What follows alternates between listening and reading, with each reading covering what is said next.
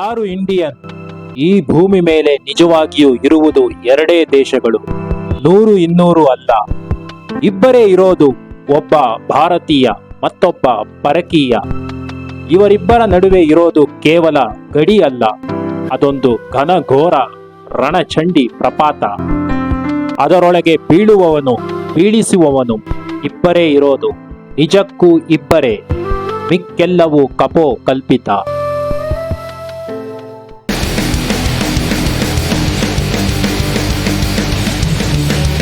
ಊರು ಬಿಟ್ಟ ನಮ್ಮ 1947 ತಂದೆಯಂದಿರು ತಮ್ಮ ಹೊಸ ಜೀವನವನ್ನ ಕಟ್ಟಿಕೊಳ್ಳುವ ಭರದಲ್ಲಿ ತಮ್ಮ ಮೂಲ, ತಮ್ಮ ಅಸ್ತಿತ್ವವನ್ನೇ ಕಳೆದುಕೊಂಡರು. ಪೇಟೆಯ ಬದುಕಿಗೆ ಒಗ್ಗಿಕೊಳ್ಳುವುದರಲ್ಲೇ ತಮ್ಮ ಆಯಸ್ಸನ್ನೆಲ್ಲ ಸವೆಸಿದರು. ಲಂಚ ಕೊಡುವುದು ತೆಗೆದುಕೊಳ್ಳುವುದು ಸ್ವಾಭಾವಿಕ ಅಂತ ತಿಳಿದುಕೊಂಡ್ರು. ಅನ್ಯರೆದುರಿಗೆ ತಮ್ಮ ಪ್ರತಿಷ್ಠೆಯ ಪ್ರದರ್ಶನವೇ ದೊಡ್ಡದು ಎಂಬ ಭ್ರಮನಿರಸನಕ್ಕೆ ಒಳಗಾದರು. ಮಕ್ಕಳನ್ನ ಡಾಕ್ಟರ್ ಅಥವಾ ಇಂಜಿನಿಯರ್ ಮಾಡಿಸುವುದೇ ತಮ್ಮ ಜೀವನದ ಪರಮ ಗುರಿ ಅಂತ ಅಂದುಕೊಂಡ್ರು. ಜೀವನ ಶೈಲಿ ಬದಲಾವಣೆಯಿಂದ ಹಲವಾರು ರೋಗಗಳಿಗೆ ತಮ್ಮ ದೇಹ ಆಹ್ವಾನಿಸಿಕೊಳ್ಳುವಂತೆ ಮಾಡಿಕೊಂಡರು.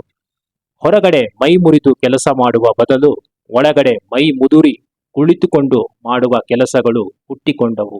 ಹಲವಾರು ಚಟಗಳಿಗೆ ಅವರಿಗೆ ಅರಿವೇ ಇಲ್ಲದಂತೆ ಅಂಟಿಕೊಂಡರು.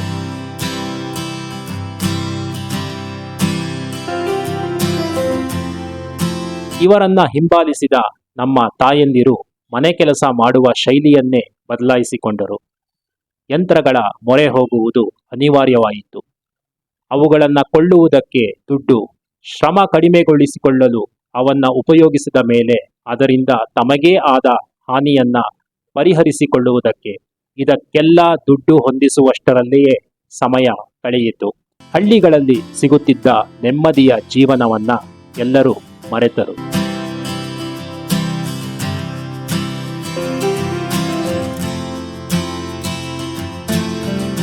ಇನ್ನ ಇವರ ವಾರಸದಾರರಾದ ಅಂದರೆ 1980-1990 ಹಮ್ಮೀರರಾದ ನಾವುಗಳು ಮಾಡಿದ್ದಾದರೂ ಏನು? ನಮ್ಮ ಹಿಂದಿನ ತಲೆಮಾರಿಗೆ ಪೇಟೆ ಜೀವನ ಅನಿವಾರ್ಯತೆ, ಆದರೆ ನಮಗೆ ಅದೊಂದು ಹುಚ್ಚು ಆಕರ್ಷಣೆ. ಶೋಕಿ ಜೀವನಕ್ಕೆ ಎಲೆಕ್ಟ್ರಾನಿಕ್ ಗ್ಯಾಜೆಟ್ಗಳ ದಾಸರಾಗಿ, ವೆಸ್ಟರ್ನ್ ಕಲ್ಚರ್ನ ಗುಲಾಮರಾಗಿ ಮೈ ಮರೆತಿದ್ದೇವೆ. ಹಾಗಾದರೆ ಮುಂದಿನ ಜನರೇಷನ್ನ ಗತಿ ಏನು? ಅವರು ಇದನ್ನ ಇನ್ನೆಲ್ಲಿಗೆ ಎತ್ತಿಕೊಂಡು ಹೋಗುತ್ತಾರೆ? ರೋಡ್ ಕಿತ್ತೋಗಿದ್ರು ಮನೆಗೊಂದು ಕಾರ್ ಬೇಕೇ ಬೇಕು. ಜಮಾಯಿಸು, ಕಸ ಎಲ್ಲಾ ಕಡೆ ಬಿಸಾಕು, ಆದ್ರೆ ನಿನ್ನ ಮಗು ಬರ್ತ್ಡೇ ಮಾತ್ರ ಗ್ರ್ಯಾಂಡ್ ಆಗಿ ಸೆಲೆಬ್ರೇಟ್ ಮಾಡು. ಯಾರನ್ನಾದ್ರೂ ಏಮಾರಿಸಿ ದುಡ್ಡು ತಗೊಂಡ್ ಬಾ. ಕ್ರಿಕೆಟ್ ನೋಡು, ಬೆಟ್ಟಿಂಗ್ ಆಡು, ಡ್ರಗ್ಸು ಬೇಕಾದ್ರೆ ಸಿಗುತ್ತೆ. ಪ್ರಪಂಚನ ಮರ್ತು ಬಿಡು. ಟ್ಯಾಕ್ಸ್ ಕಟ್ಟು, ಸರ್ಕಾರ ನಿನ್ನ ಕಾಪಾಡುತ್ತೆ. ಬ್ರೈಬ್ ಕೊಡು, ಪೊಲೀಸ್ ನಿನಗೆ ರಕ್ಷಣೆ ಕೊಡುತ್ತೆ. ಫೀಸ್ ಪೇ ಮಾಡು, ವಿದ್ಯೆ, ಮನರಂಜನೆ, ಆಹಾರ, ವಿಹಾರ, ಆರೋಗ್ಯ. ಅಷ್ಟೇ ಯಾಕೆ, ನಿಮ್ ಮನೆಗೆ ಊಟ ತಂದು ಬಿಸಾಕ್ತೀನಿ. ನಿನ್ನ ಮನೆ ಟಾಯ್ಲೆಟ್ ಕೂಡ ತೊಳಿಸ್ತೀನಿ. ಬಾಯಾರಿಕೆನಾ? ಕುಡಿಯಕ್ ನೀರ್ ಬೇಕಾ? ತಗೋ ವಾಟರ್ ಬಾಟಲ್. ಆದ್ರೆ ಅದಕ್ಕೂ ಇಡು ಇಲ್ಲಿ ರೊಕ್ಕ. ಎಸ್, ಒಬ್ಬ ಭಾರತೀಯ ಮತ್ತೊಬ್ಬ ಪರಕೀಯ. ಅವನ ಕೈಯಲ್ಲಿ ಇವನ ಜುಟ್ಟು. ಎಲ್ಲ ದೇಶಗಳಲ್ಲೂ ಇದೇ ಗೋಳುಂಟು. ಇದು ಸಹಾಯ ಹಸ್ತ ಅಲ್ಲ, ಕಪಿ ಮುಷ್ಟಿ.